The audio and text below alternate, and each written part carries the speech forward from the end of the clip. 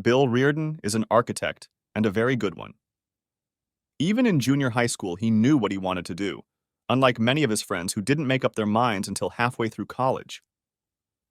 Bill earned a bachelor's degree in architecture from the University of Maryland. He wasn't able to pursue graduate school right away because the family needed to put his younger sister and brother through college. Instead, Bill was able to get a good job with a well-known architecture firm in Northern Virginia. He started at the bottom, doing nothing more than a draftsman's job. After all, you don't start designing skyscrapers right away. Nevertheless, Bill felt comfortable in his job and was completely familiar with the computer-aided design programs used. By being frugal with his income, Bill was able to save up the funds necessary to attend graduate school. He was fortunate enough to be accepted into the graduate program at Purdue University. His company saw him off with regret because they were pleased with his work. Bill's savings were not enough to cover all his expenses, so he had to work. He took a job as a draftsman for a local engineering and construction firm that did a lot of contract work for the city. He had a flexible work schedule, but still had most of his classes in the evenings. Since he often had to work for hours on the computer for both his employer and homework, he often found himself in the cafeteria late at night. He would find some quiet corner and settle down at the computer until it was time to go to class or go home. It was in the cafeteria one evening that he met Joan. Sometimes the cafeteria was so empty in the evenings that there were more workers than customers. Joan was one of those workers. Bill noticed her the first night she came to work. Although Joan was dressed in waitress-like clothes, with hardly any makeup on, and her hair styled in an unfashionable way, he recognized her as a very beautiful woman in both face and body. As time went on, they became more and more sociable with each other. She often brought him coffee without asking. Sometimes she would stay and chat with him for a few minutes, trying not to take up too much of his time if he was busy working on some project. Among other things, Bill learned that she was a single mom with a 1-year-old at home. And although county social services helped her with some income, she still had to work 2 jobs to make ends meet. Bill realized that there was a mutual attraction between them and eventually asked her out on a date Saturday night. Joan told him that she really wanted to go out with him, but she didn't have any friends or relatives who could watch the baby, and the cost of a babysitter was very high. Bill wasn't going to let the cost of a babysitter scare him off and told her that he would cover that expense. She was genuinely disgusted and ashamed that she was so poor that she had to rely on Bill's kindness to spend time with her. It was more than honorable for Bill to do so. On Friday after class, Bill walked into Joan's little apartment. Joan was already there and dressed for their date. Her outfit confirmed Bill's earlier assessment of her beautiful face. Joan's nanny was also there. Joan was anxious for Bill to see her little daughter, so she carried her into the living room to introduce them. Bill thought it was the most beautiful baby he had ever seen. Her name was Joyce. Thus began Bill and Joan's relationship. Over the next few months, Bill fell in love with Joan and her baby. He was not at all embarrassed by the fact that Joan was a single mom with a baby. Joan fell in love with Bill and was grateful that he had so willingly accepted the baby as part of their relationship. Joan admitted that she had given birth to the baby out of wedlock. According to her, she was in a long-term relationship with her high school boyfriend. When they were both attending community college, she became pregnant. Her boyfriend wanted her to have an abortion, but she refused. He soon left her and went off to college in another state. Since then, she has had to struggle with a baby and living expenses. Social services helped her and provided some income. Her family also helped her from time to time, but she wasn't very well off herself. She worked 2 jobs to further increase her income. After a few months of getting to know each other, they started sleeping together. When Bill was nearing the end of his master's degree, he asked Joan to marry him. Joan was overjoyed. She had found a man she loved, who really wanted to be the father of her child, and in fact, loved him as much as she did. After graduation, Bill, Joan, and Joyce moved back to Northern Virginia, where Bill found a job with his former employer. This time, because of his high level of education and experience, he was hired at a much higher level than before and at a much higher salary. Bill and Joan rented a 3-bedroom townhouse with a 2-car garage. It was more than enough for their small family. A year or so after they settled into their home, Joan became pregnant. They had a baby boy whom they named Richard, but he was nicknamed Richie. Bill continued to work successfully as an architect, but he disliked designing large buildings, shopping centers, and apartment complexes. Part of this dissatisfaction was due to the fact that he still only did a small portion of the design. In addition, he rarely got to see the results of his efforts because it usually took years before a project was completed, and the projects themselves were often out of state. What really interested him was designing houses. When Joyce was 7 years old and Richie was 5, Bill found a house for them to buy. From his perspective, it was perfect.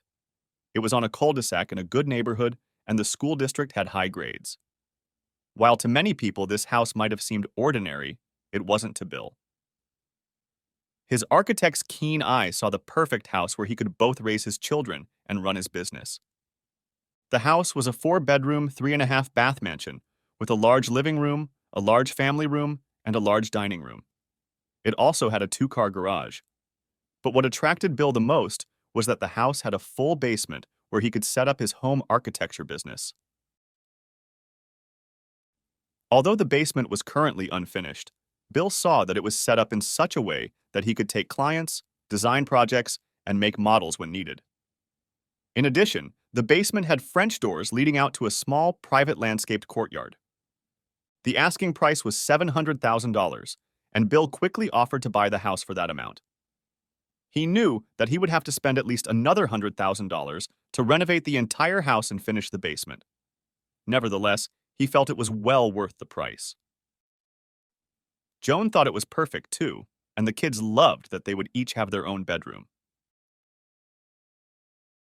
12 years later, Bill was thriving as a home designer. In addition to earning a good reputation as an architect who could design everything from mansions to quadplexes, he owned a number of patents on home design ideas.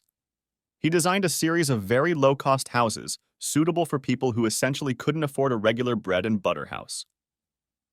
He also invented folding houses for people in less developed countries that allowed them to enjoy all the comforts and protection of home, including water, gas, and electricity, without the need for expensive and extensive foundations and construction work.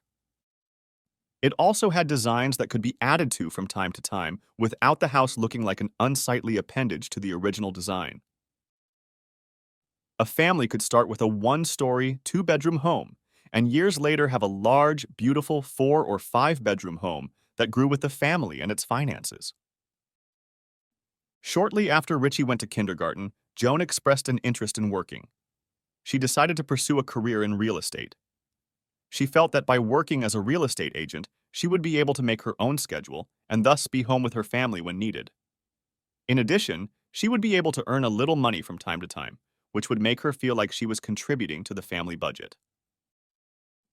Bill was in agreement with her career choice and thought it would be a good idea and would allow her to get out of the house and do something interesting. The cost of the real estate agent training program was very inexpensive. In just a few weeks, Joan had already passed her realtor exams as well as her state exams. She decided to join a local real estate company that only had about a dozen offices. As it turned out, Joan was a natural-born real estate salesperson. Her good looks and pleasant personality made working with people the perfect profession for her. After a slow start and a few missteps, she became successful both as an agent representing sellers and as an agent representing buyers. That being said, she enjoyed working with buyers more. As time went on, Joan became more and more successful in real estate. After a few years, she became one of the top agents in her company and was making a significant contribution to the family budget. Eventually, an opportunity arose to become a managing broker in a new office, and Joan applied. In addition to having all the certifications and endorsements to her original license, Joan took the time to get her broker's license. Her company was happy to have her to manage the new real estate office. Under Joan's leadership, she quickly had 17 real estate agents. Not only did she continue to make money on her commissions, but she also earned a percentage of her subordinate agents' commissions. As the reader can probably guess, Joan's dedication to her career was taking up more and more of the family's time and Bill's. Joan left home early and was gone most of the day. She often worked weekends when there was an open house to babysit. She also organized ongoing training for her agents on weekends and evenings so that they would have a free week to work with clients. As Bill's business was centered in his home, Bill began to take on more and more family responsibilities. Bill would get up early to make breakfast and pack lunches for Joyce and Richie and walk them to the bus stop. In the evenings, he helped them with their homework, participated in school activities, and attended sporting events. If his wife was running late, Bill took responsibility for cooking dinner. He became quite a good cook and often cooked with Joyce, trying new recipes. Intimate contact between Bill and Joan became less and less frequent. Coming home, Joan was often tired, and after dinner and a glass of wine went to bed early. Bill made several attempts to rekindle their intimacy, but none were successful. Bill's story began on a late spring morning. He was driving home from the airport where he had dropped his wife off to send her to the annual 3-day real estate conference. As he turned the corner onto his street, he noticed a white SUV parked at the curb in front of his house. As he turned into his driveway, he saw a woman sitting on the porch steps. He stopped the car in the driveway rather than put it in the garage to greet his guest.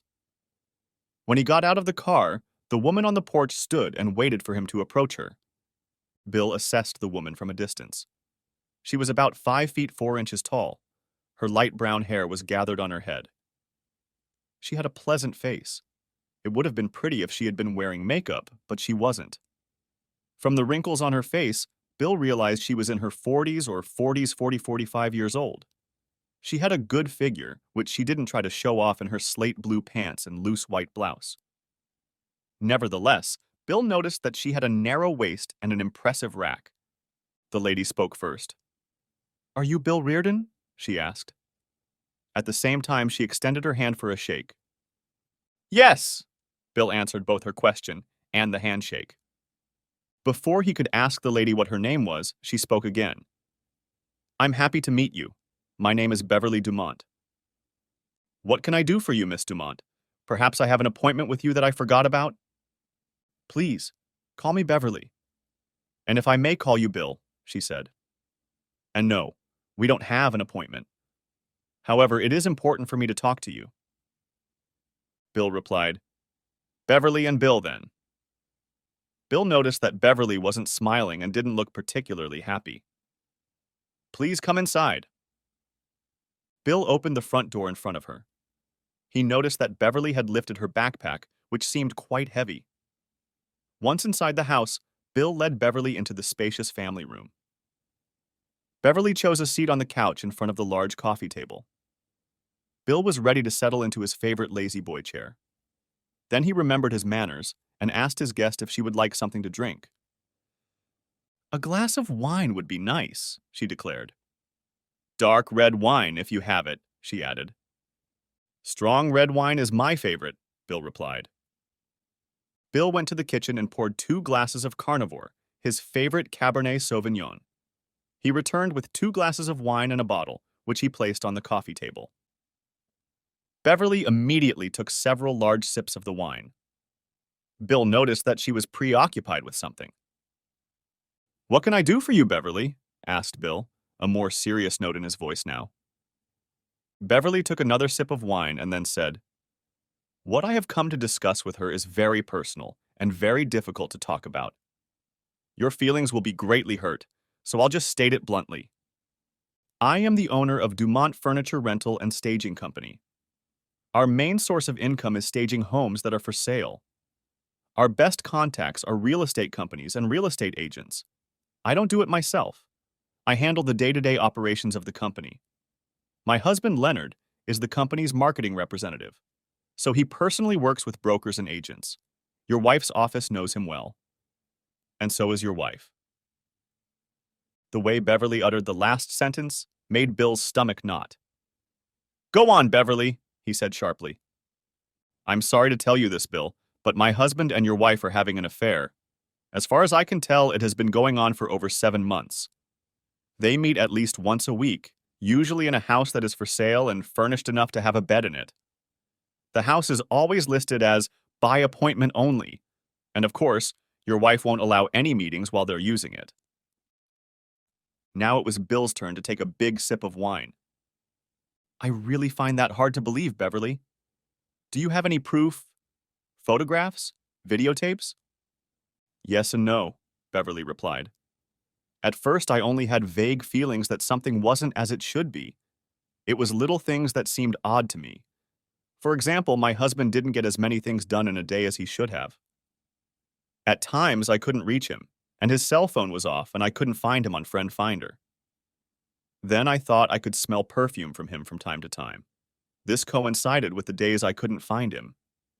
There were other incidents, but eventually it dawned on me that he might be having an affair. I can't put into words how exhausted I was inside after coming to that conclusion. I was nervous, I lost weight, I couldn't do my job. I was a complete mess. So I decided to find out the bottom line and hired a private investigation company to follow him. A week later, they informed me that he was seen entering a house for sale with a woman. They arrived in different cars. The woman's car had a real estate agency logo on the door. They usually stayed at the house for about 2, sometimes 3 hours and then left separately. It was not difficult for a private detective agency to determine that the woman was Joan Reardon, your wife. This pattern of appointments was repeated from week to week. However, I don't have a single photograph or videotape. That's what today is all about. I'm sorry to dump all this on you, Bill, in such a cold-blooded way. In fact, I wish someone would address me in a similar manner. Then I wouldn't have to be plagued by doubt and uncertainty for months. Bill was at a loss as to what to say and how to answer. He was about to tell Beverly that he still didn't believe her when their conversation was interrupted by a call on Beverly's cell phone. Beverly apologized, raising her hand to indicate that she needed to take the call. Bill could only hear one side of the conversation. "How are the preparations going?" she asked the person on the phone. "Are all the rooms ready? Audio and video? Will we be able to test it soon? Okay, I'll sign off." Beverly hung up the phone and turned to Bill. "May I log on to your internet server, please?" Saying this, Beverly pulled a laptop computer out of her backpack and set it on the coffee table. Bill, like a robot, typed in the password to connect to the Cox internet. As Beverly turned on the laptop, she continued to talk to Bill. "You just got back from the airport, right?" Answering her own question, she continued. "You took your wife on a flight to Atlanta for a regional real estate conference." "Yes," Bill replied. "She goes there every year. She told me she takes a lot of good information on how to market real estate, how to attract buyers and sellers, and so on. Sometimes she buys new software that comes in handy in her office, and she talks to various real estate-related companies." "Like mine, for example," Beverly interrupted. "I took my husband to the airport about 2 hours ago. I'm sure he's on the same flight as your wife." "My husband attends the same conference every year. He even gives a presentation on the benefits of staging in front of a combined audience. It's been very compelling and has brought in a lot of clients, both real estate offices and individual agents." "Did you know, Bill, that according to my investigation, your wife has no hotel reservations at the convention? Not in her name, nor in the name of her company. I believe she intends to check into my husband's suite." Beverly glanced at her watch. "Their plane should be landing any minute now. I don't expect a call from my husband until he arrives at the hotel. Your wife is probably going to call you as well." Bill replied, "Yes, she said she would call when she landed, and again later after she checked into her room." Bill felt a knot forming in his stomach that was getting bigger and bigger. "Tell me what's going on, Beverly," he commanded. "You deserve to know everything," Beverly replied. "I have long suspected that your wife and my husband intended to spend time at the hotel. I wanted to catch him red-handed on video. A few days ago, I rented a room at their hotel on behalf of my company. Yesterday and this morning, my investigators placed numerous video cameras and recording devices around the rooms. The cameras are connected to a server that broadcasts what is happening live to me through my computer and the same computer installed in my attorney's office. Everything will be recorded. Bill inquired, "What's stopping anyone else from seeing the image?" "A password is required to access the site. Only myself and my attorney have the password," Beverly replied. Bill's cell phone rang. Judging by the ringtone, it was Joan. "Just got here," came Joan's cheerful voice as soon as he answered. "How was the flight?" asked Bill. "Easy. I decided to treat myself and flew first class. I had a nice lunch and even managed to take a little nap. Of course, the company will pay for all that, as well as the conference and the hotel room." Bill finished the thought. "And you'll be able to write it off on your taxes as a business expense, right?" "That's right, honey," she said. "Next year, you'll have to come with me and we'll make a vacation out of it. Atlanta's a great place for tourists." "And lovers," Bill said without even thinking about it. Beverly looked up quickly and shook her head as if to tell Bill not to hint at his suspicions. "Then it's a date," Bill quickly added. "Even if you have to hang out with your realtor friends during the day, we'll have ourselves a vacation. At night, I'll only want to see you in your bright red negligee." Joan replied, "My luggage is here. I have to go. I'll call you tonight from the hotel.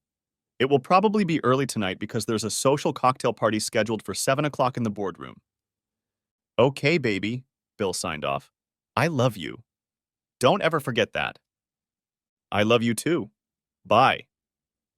Bill turned to Beverly.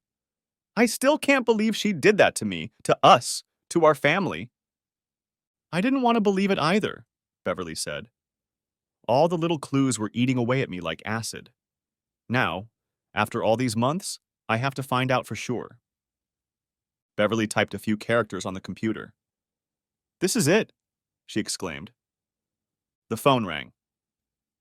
She looked at the caller ID, noted for Bill that it was her investigator, Paul Drake, and picked up the phone. "I can see everything," she said. Again, Bill heard only Beverly's version of the conversation. "Yes, the image is very clear. How do I switch between rooms? What about the sound? Okay, I'll turn up the volume." Bill then heard a voice behind the computer. "How can you hear me?" Beverly replied, "Clear as a bell." The voice continued, "I'm going to go from room to room in the suite and I want you to follow me, switching between cameras. I'm going to talk as I go. Check 1, 2, 3, check 1, 2, 3. "It's working," Beverly assessed. The investigator's voice continued, "I know they've landed. Now we'll clean up the room and leave. When they arrive, we'll be in the lobby and I'll text you about what we see and take pictures of." "Thank you, Paul. I'll look forward to your calls."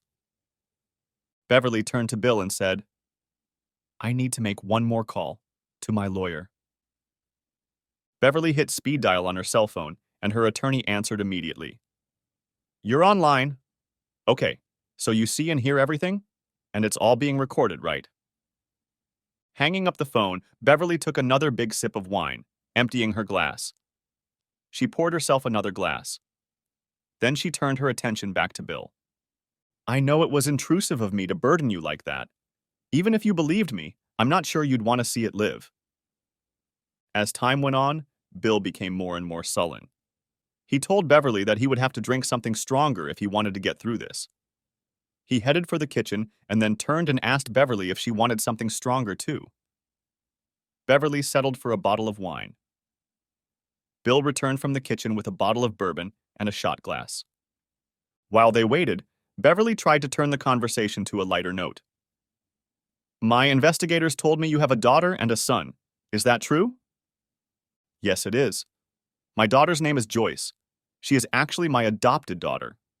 She was a year old when I met Joan. She is now in her second year of university. Although it is not far away, we decided to rent a small apartment for her, which she shares with friends. She is involved in sports, art, and many other activities, but manages to come home on weekends if possible." "And your boy?" asked Beverly, wanting to keep the conversation going. "His name is Richard, but everyone calls him Richie. He was born 2 years after Joan and I were married. He's in high school now. He plays sports, too. This weekend, he's going away to a football game. He'll be home Saturday afternoon." Bill thought for a moment, then added, "It's probably best if they both go away for the weekend." There was an awkward lull in the conversation until Bill turned to Beverly.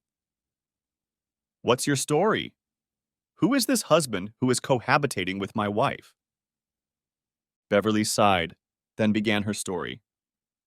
Dumont Furniture Rental and Staging Company was founded by my parents over 30 years ago.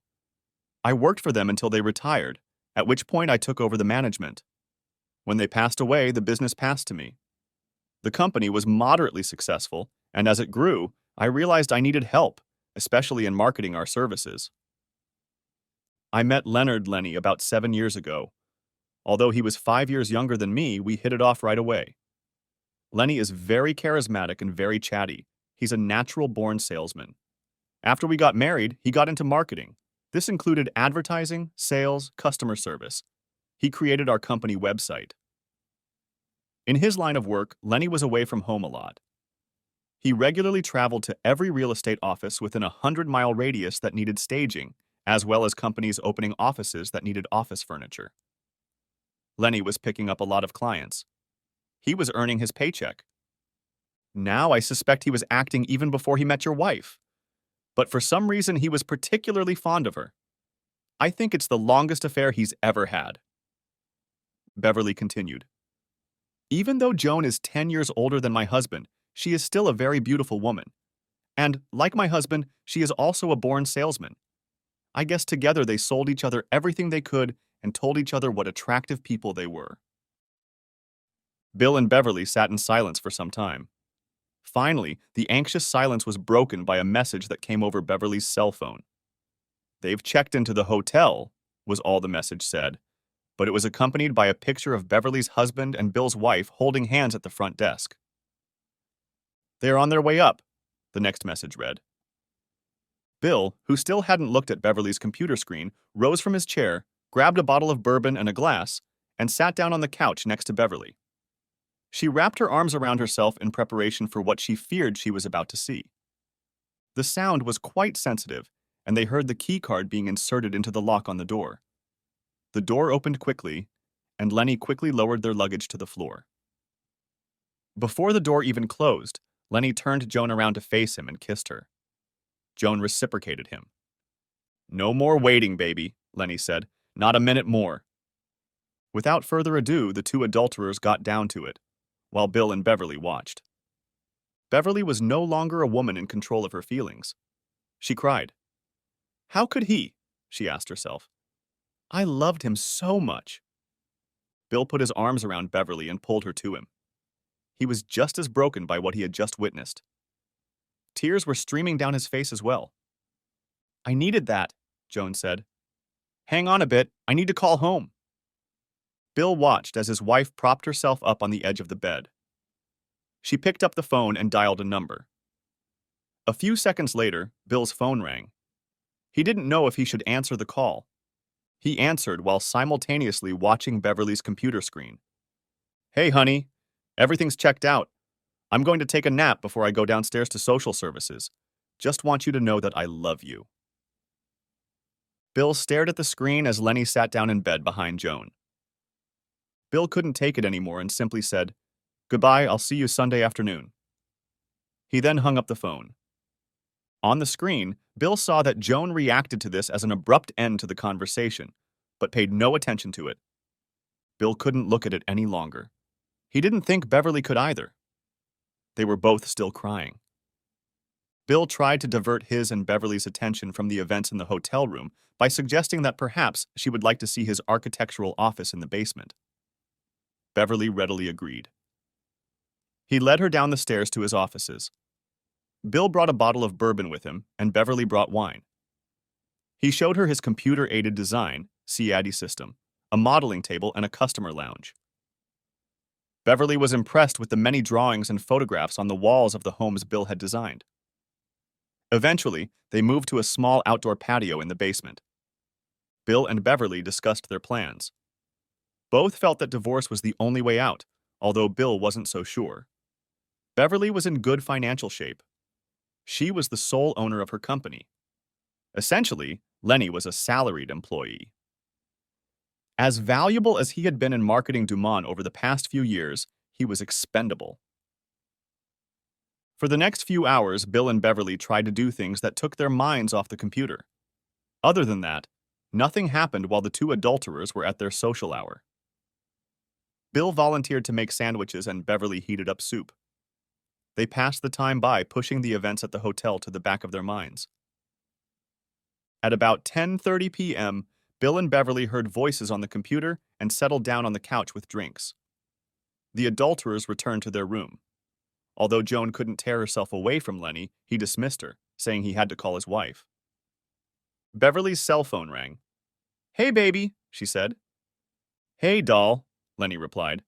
"I've already checked in. It's a great room. It's a suite. It has a sitting area, bar, microwave, and refrigerator. Thank you." "You're welcome, dear. I thought you could use the extra room to socialize with clients while you tell them about our company's capabilities. It can all be blamed on marketing."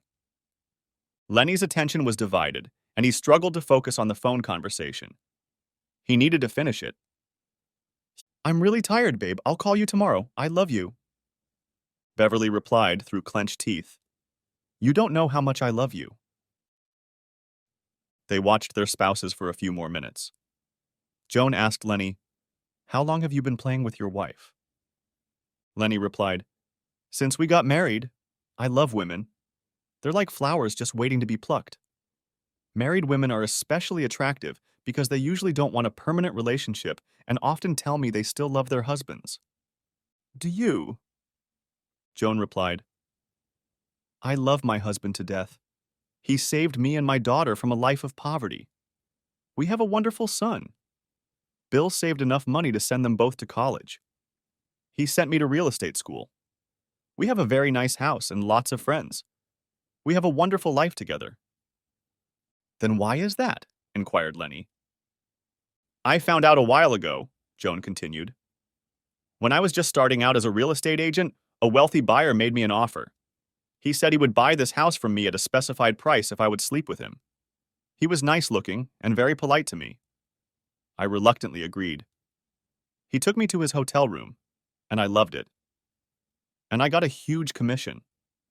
Officially, I guess that makes me a whore. However, after that incident, I decided that if I needed to do it again to sell a house, I would. It didn't happen often, maybe a couple times a year, but I did what was necessary to sell. Bill was very happy for me and said that my personality was what made me a great real estate agent. He was partly right. In fact, you are the first man with whom I have had a lasting romance. However, I don't expect our relationship to last forever. Eventually, we will grow tired of each other until we just stop. Then you'll just become a secret, pleasant memory." "I should get home before I get so intoxicated I can't drive," Beverly announced. She pulled a pen and notepad out of her backpack and wrote something down. "If you want to watch this disaster on your computer, here's the website address and password." She turned off the computer, closed the lid, and put it in her backpack. "I'll be back here Sunday morning when they leave the hotel to give you the DVDs my attorney has burned. Let me know your intentions. I intend to meet with my husband right away." Bill escorted Beverly to her car. When he opened the door in front of her, she turned to him and gave him a tight hug that lasted several minutes. In fact, they hugged each other. Then she drove away. Back at the house, Bill walked to his office and unplugged the laptop, which was connected to a monitor, printer, and other peripherals. He brought it into the family room, set it on the coffee table, and plugged it in. Then, turning it on, he typed in the website address and password.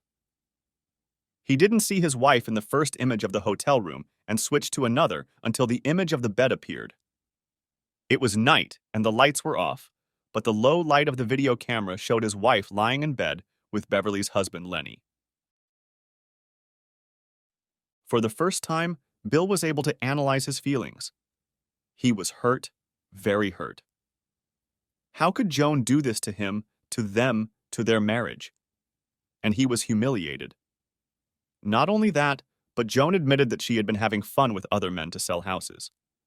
That admission alone drove him to believe that divorce was the only way out. Bill thought their life was comfortable, and that's when Bill became angry. How could she do this to him, to the family he loved, to the children, to the marriage? He felt he couldn't justify Joan's actions. The only thing left to do was divorce. He would not become a willful cuckold. His pride and self-esteem would not allow him to be married to a woman who showed him such disrespect. Bill continued to drink. Too much. A drowsiness came over him. The last thing he remembered was around 11 p.m. when Lenny woke Joan from a deep sleep. Sunday afternoon. The cab stopped in front of the Reardon house. It could have parked in the driveway, but Joan Reardon's car was parked there. Joan Reardon got out of the cab just as the trunk opened. As she looked around, she noticed her daughter Joyce sitting on the steps of the covered porch. She turned to her daughter. "Help me with my luggage, please." Joan turned to pick up her luggage, which the driver placed on the curb. She was going to leave one bag for Joyce, but when she looked for her, she was still standing on the porch steps, not moving. With some difficulty, Joan dragged the suitcase across the lawn, slinging one carry-on bag over her shoulder and holding the briefcase in one hand. Joyce watched her expressionlessly. When Joan finally reached the cement walkway in front of the porch, she put everything on the floor. She was visibly angry. "You could have helped me, you know." Joyce didn't react or say anything. "What are you even doing home?" "I thought you were at school." Joyce replied, "I came home Saturday morning when I found out you were leaving for your conference. I wanted some one-on-one time with Daddy." "And where the hell is your dad?" "He knew what flight I was coming on. I waited for him for over an hour. I called him probably 10 times, but there was no answer. All the calls went to voicemail.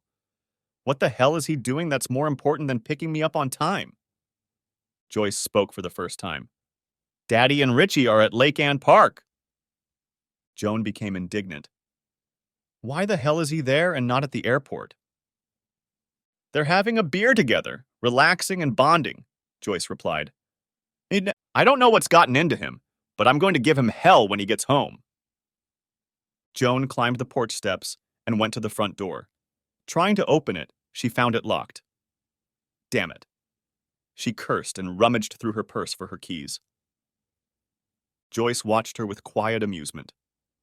When Joan tried to unlock the door with her key, she found that it didn't fit the lock. "What the devil is going on here?" she said frustratedly. "Your keys won't fit anymore, Mom. Dad changed the locks yesterday." "Why the devil did he do that?" resented Joan. "They were working fine when I left." Turning to face her daughter, Joan noticed a pile of 7 or 8 black plastic garbage bags at the far end of the porch. There were also 2 cardboard boxes on a patio table and 2 large suitcases next to the railing. "What's all this stuff doing here?" Joan asked. Asked Joan. Joyce stood up and looked at the far end of the porch. "It's all your stuff, Mom, all of it. All your clothes are in garbage bags, as are your shoes, and all the stuff from the dresser. Your makeup is in one of the cardboard boxes, and your jewelry is in another. The 3 of us spent half of Saturday packing your stuff. I packed the suitcases myself. They contain what I think you need to have with you for work and vacation in the near future. You should take the suitcases, boxes, and any trash bags that can fit in your car.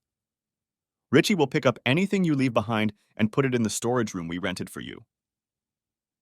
"What's going on here?" exclaimed Joan. She felt a knot begin to knot in her stomach. "Dad knows all about your extramarital affairs. We all know," Joan replied, not quite sure what she was saying. "That can't be true. I've been so careful." "Maybe you have been careful, Mother. Of course, Pa never suspected you of adultery. But your buddy, Leonard Wilson, didn't. Beverly Dumont has suspected him of having an affair for months. They found out Friday night how duplicitous you both are." "That can't be. I was in Atlanta and he was here." "Beverly hired a private investigation company to spy on you and your boyfriend. She set up a video and audio link in the hotel room where you were staying. The live images were transmitted to the internet, which Beverly set up to view and record. Every move you made, every word you said in the hotel room was monitored and recorded." Oh, no! Joan screamed and collapsed on the steps beside her daughter. It can't be real. After Beverly left Daddy alone Friday night, Daddy kept watching. I think it almost killed him. He drank a lot that night and eventually passed out on the couch in front of the computer. I got home early Saturday morning and found him asleep on the couch. As I was trying to wake him up, I noticed that the computer was on and had everything visible on it. After watching for a few minutes, I realized it was you and Mr. Asshole. I let out an involuntary scream, which woke my dad up. When he realized it was me and saw what I was looking at, he slammed the lid on the computer and said, "You weren't supposed to see that." I started crying and asking my dad what was going on. He didn't want to tell me, but I made him tell me everything. We even turned on the computer so I could see what was going on between you and Mr. Asshole. I made Daddy take a shower and get cleaned up. Then I made a Virgin Mary to help him with his hangover, followed by a light breakfast and coffee. After tearing ourselves away from the computer, we tried to make a plan of action. Saturday afternoon, Richie came back from the football game, and we told him what had happened. We all cried a lot. And then I got angry. We all got angry. How dare you do that to our daddy? Based on what you did and what you said, Richie and I decided to kick you out. Dad agreed. We spent the rest of the day packing up all your stuff. You're not spending another day in this house with our daddy. Joan stammered. But where am I going to go? What am I going to do? Daddy was kind enough to rent a room at the Hilton Extended Living boarding house near your office. He paid your rent for 3 months. By the way, Beverly does the same for her husband, only she only pays for his room for 1 month. Maybe the two of you will meet tonight, compare notes, and have some silly fun again. And maybe when Mr. Asshole runs out of rent, he can move in with you because he won't have a job that will allow him to get a lot of housing. I don't want to leave my home, Joan sobbed. I love Bill. He is my life. I can't live without him.